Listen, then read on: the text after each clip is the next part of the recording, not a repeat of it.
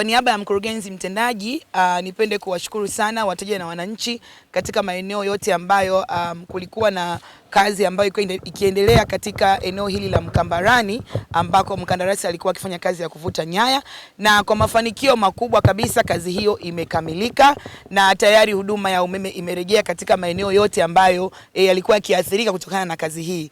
Hivyo tunapenda kuwashukuru wateja na wananchi kwa uvumilivu na uelewa wenu wakati zoezi hili lilikuwa likifanyika, na vile nipende tu kutumia fursa hii kuwakumbusha kwamba zoezi hili litaendelea tena kwa awamu ya pili kuanzia tarehe 11 ya mwezi wa 8, na tutawatangazia tena na pia tutawawekea zile ratiba ili basi muendelee kuweka shughuli zenu kulingana na huduma ya umeme jinsi itakavyopatikana.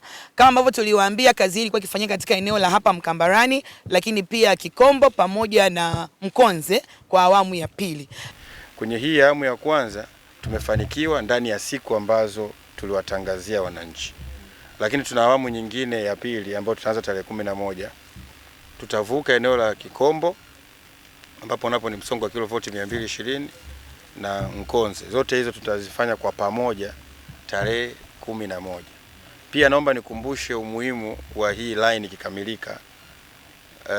Itaongeza uwezo kwenye line ambazo zipo tayari, kwamba uwezo wa zile line ulikuwa kiasi kadhaa.